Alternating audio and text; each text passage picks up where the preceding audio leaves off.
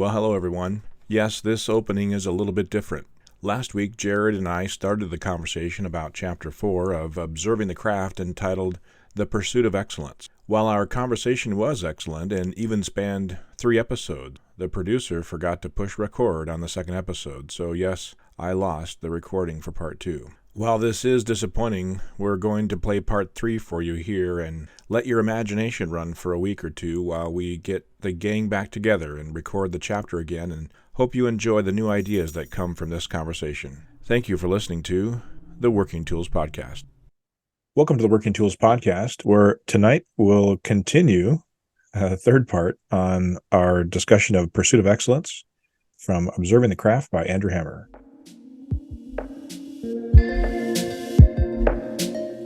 Ladies and gentlemen, brethren all, welcome to the Working Tools Podcast, a casual conversation around Freemasonry. First, it's important to note that our thoughts and opinions are our own and do not reflect those of our Grand Lodge or respective craft or concordant bodies. Please connect with us and ask questions via our website at theworkingtoolspodcast.com.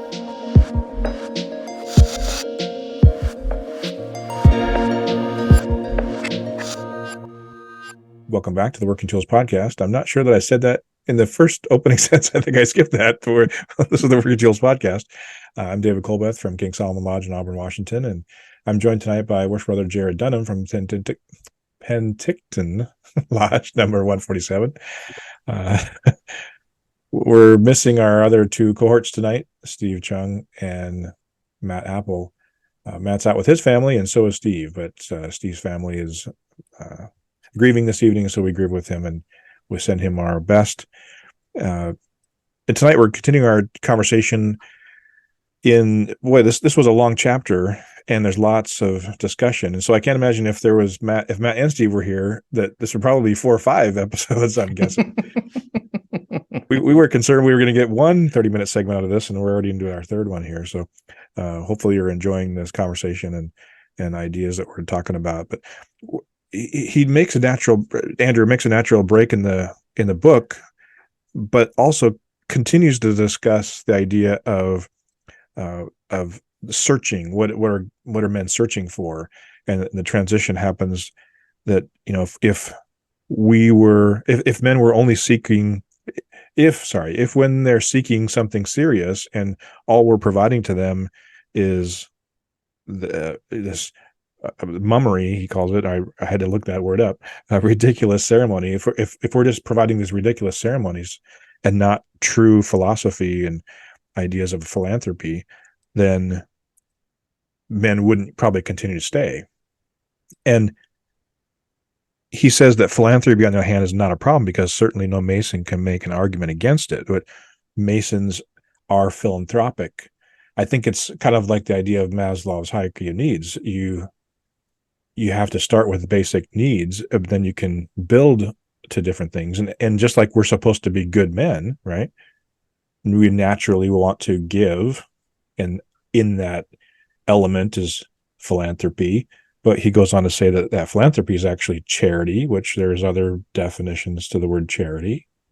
And he goes on to talk more about that. And we were thinking we had a show with Very Worshipful Zane McCune on charity. Zane has a whole discussion about charity, and I think it comes from this next section about the origins of charity. So, little homework for anybody that's listening: go to the book, read the section about charity and about the origins of the word charity, and see what you think. And then if you have some more ideas, ping us, and maybe we can get Very Worshipful Zane on to talk a little bit more about his ideas on charity. In the Blue Room, Jarrod and I were talking about this idea, and Jarrod said he underlined something that he wants to chat about here in that next section. Well, it's just, as you said, that philanthropy is an extension of our philosophy. Ooh, filla. But I underlined a section here where it says Masonic charity is not material benevolence. And part of that is because he goes back and he explains that in the early 17th century, what we consider charity is really just giving alms, just donating, and that was considered in the 17th century. It was considered your duty that if you could afford to donate money to causes, you did. Yeah. And he says, so Masonic charity, rather, it is the spiritual and philosophical awakening which motivates it, which, once again, it's, that whole, it's our teachings that drive us to philanthropy, not our philanthropy that drives our teachings. And it says, therefore, Masonry must return to meaning and philosophy as its primary task, its prime motivator for the work we are to do within ourselves as well as for others. So, and I think it bothers me when we define our Freemasonry as a charitable organization, because we're not a charitable organization. We're an organization that, through our teachings, charity is a byproduct of our self-improvement. And charity meaning, well, charity in this giving. sense, charity of giving, because we all, modern charity, the idea that we donate money and our time to certain causes to improve and anyone's station in life. Yeah. But what we really need, we need to go back to this concept of, as they say, agape, which is and I wish I'd kept the section open with it. I'm trying to find the spiritual love for God and humanity. Yeah. Which, I mean, God in the, overreaching term for whatever people want to use, but still that, it's, and I've brought this up before because I had that quote is, to be charitable with your thoughts, be charitable.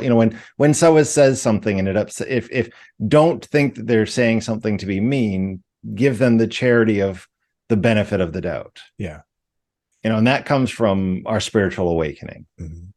And there's different levels, I think, in charity within the lodge. Like you said, charity within the lodge or within Masonry means something different. And so as you build, like you were saying, as you build yourself and you become better, and you naturally want to extend that charity, as it's called, into your the profane world too. Mm-hmm. And that's, I think, too, what Masonry teaches. Like you're saying, that Masonry teaches that we bring it to I think we've had a discussion before where are we actually bringing it to the profane, to the world, or is it really just us that's going out of the world? And I think I agree that it's just us, even though we're charged to take it out in some regard. It's really us that we're taking out, and not necessarily the message of Masonry. No, because we're as said earlier in the chapter, we're not missionaries. We're not trying to convert the world to Freemasonry. We're just trying to make the world a better place, a little bit better, 1% better every day. Yes. So that was, I found that an interesting section where he goes through the history of the evolution of agape and the translation to charity in the King James Bible, and how we've sort of latched on to that. Because I know that there have been times when we've talked about charity, and possibly, like our Grand Lodges both have charitable divisions, and it sometimes the focus, as I've said in the past, I think sometimes our focus is too much on, look at all the good we're doing by donating all this money. That there's that line that, Freemasons around, in North America donate $1 million a day or a year. I forget, I don't know what it is, but that's something that we should be proud of. And I'm like, but it is something to be proud of, but it's not the only thing to be proud of. Yeah. And it's kind of been, I hate to use the word dumbed down, but it's been kind of dumbed down to that's what the Masonic charity really is. And it's really not. Masonic charity is the relationships we share with each other and our brothers, and within ourselves, if you will. To me, you have to be charitable to yourself, and charitable in the original wording. And I think he mentions in here that the creators of our ritual and the creators of our work had that original meaning in mind, and not the giving idea or the monetary giving idea of charity when they wrote. But he does talk about how over the years our methods of meeting and aspects of our ritual and things have changed and capitulated to differ and change over the years, and to a point that where potentially in the future we may not exist if we're to continue. He uses an example of the potter, a master craftsman. Essentially, I agree with the idea of excellence is a craftsmanship.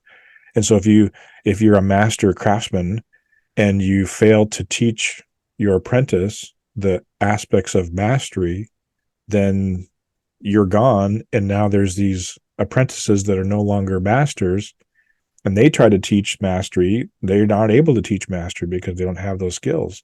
Right. And eventually the craft lessens and becomes less because of that loss of mastery. Well, and we try and fill that loss of mastery with other things, as we said earlier, that, you bring something from the profane world into Freemasonry doesn't make it Freemasonry. Yeah. I wrote in the lack of focus or mastery reduces us to the same state. Yeah. Yeah. He also mentions that as it's an initiatic society, it belongs to us and us alone. And what the outside world thinks of us doesn't matter. No, essentially. And we should stop trying. I like the point that he points out that we should stop trying to make them understand us. Yeah. And we've all had that, oh, you're a Freemason. Well, what do you guys do? Yes. Well, because, we don't need to justify our existence. Yeah. As we try to broadcast to tens of thousands of people on YouTube, explaining what we do, who we are. Explaining what we do. But yeah, is that, You're right. I remember distinctly a man, and it kind of goes to the point of what can we say? What can we talk about? I think we're pretty careful here. We do get up to that gray line, or I always like to have a very dark black, clear line, but there's a little bit of gray line with what we discussed. But I remember after a first degree, the man, we were asking questions like, okay, what would you think of it? Whatever. And he said, what can I tell my wife? Because I know I'm going to get home and she's going to say, what have you been doing for 3 hours or whatever? And it was an interesting question. And so the Socratic question back was, what do you think you can tell? Right. And at first he said, well, nothing, because I was told not to say anything. Well, were you really? And so we kind of went through the process, and he goes, oh, okay, I get it. Yeah. Yeah. And he says in the next section that why are some of us so interested in catering or accommodating the opinions of fools? Right. What was it? Go ahead. I was going to say, who are not going to change their opinion of us no matter what we tell them. No. Yeah. Yeah. I know, and I always find these, you hear the stories, mostly it seems out of England, because they seem to have, like, in England, it seems to be even more suspicious of Freemasonry than anywhere else, where they keep having bills that they keep trying to pass where you have to, judges and police officers have to declare their memberships in things. And I'm like, why? Like, there aren't enough, we're not really trying to take over the world. I'm going to beat this story up pretty bad, but I was reading something recently and it was kind of a meme type of thing, but it was the donkey and the cheetah. The donkey and the cheetah were fighting about who's the greatest. They said the elephant's the greatest or fastest.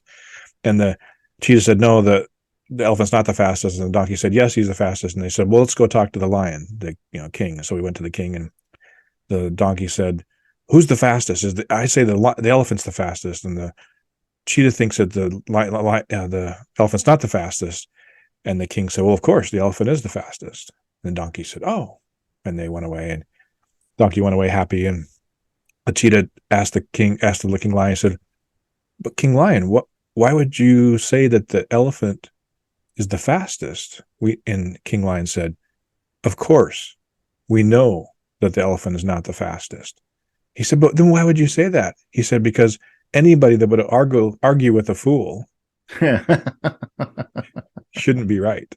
Right. And it was, oh man, that's a good Yeah. point. Stop arguing with fools. Stop arguing with the uninitiated and the uninformed. Yeah. It was interesting. Yeah. He talks in here about how the idea if we're not careful, that the craft could slip away, and that we're constantly curtailing or modifying our work and other things to a point that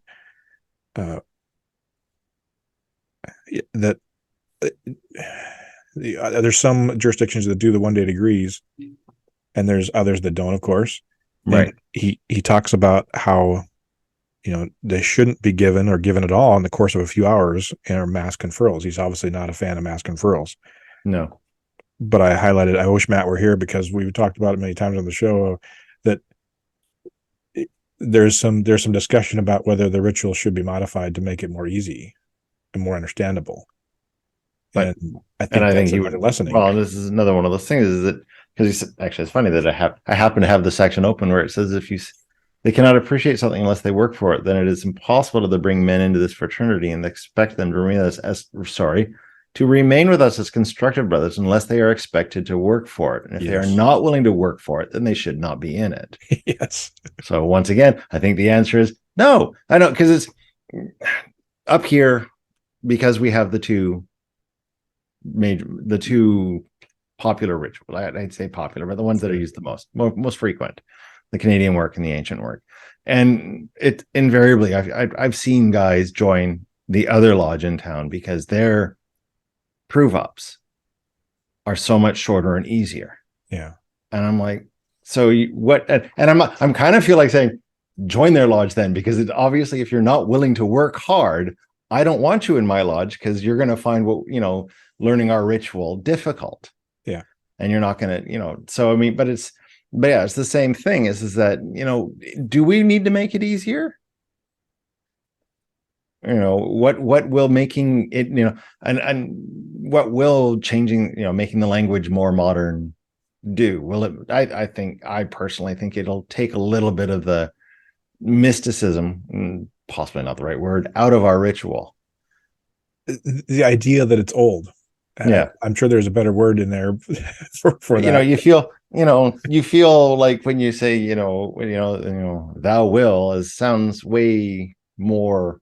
Well, I can't even talk this late in the evening. But yeah, I don't. Yes.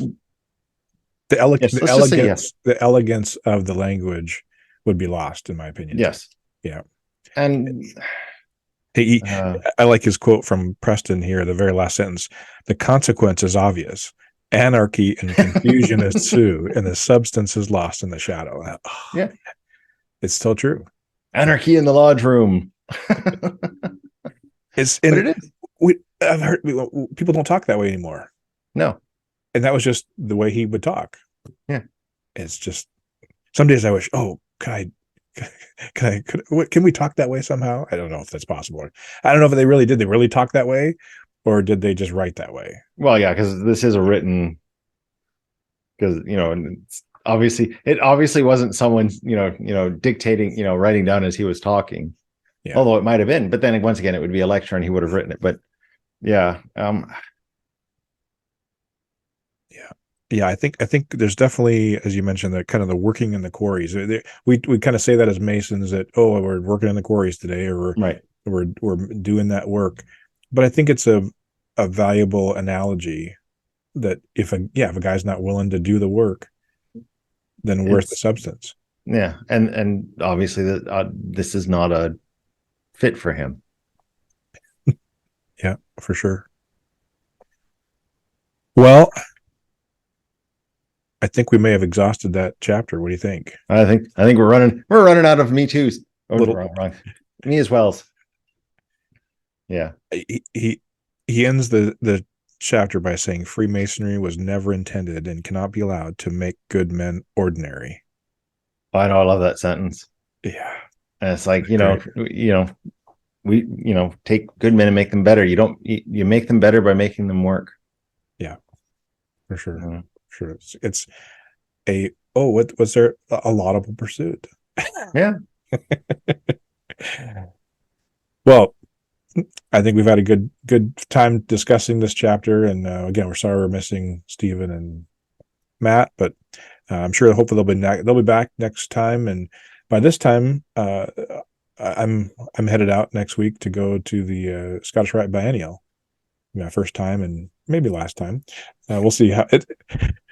I'm honored to be attending with most worshipful, or in his case, illustrious Al Jorgensen, who was my mentor.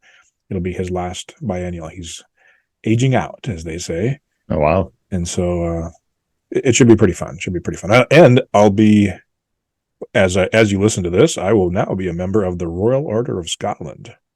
Wow. I'll be initiated. I don't know. Something they said, hey, are you a member? I said, no. I said, oh, here, pay this fee. Another distraction. Right. I had an extra day in DC, and so why not? I don't know. You go. I'm not a member monger, but whatever. Well, enough of that. So hopefully you'll be able to enjoy this show and this series, and then continue on to the next chapter on dress. I think that'll be a lively topic. It's a relatively short chapter, but I think it'll be a good discussion. And so anyway, on behalf of Stephen Missing and Matt Missing and Jarrod and myself, thanks for listening to the Working Tools Podcast. Good night.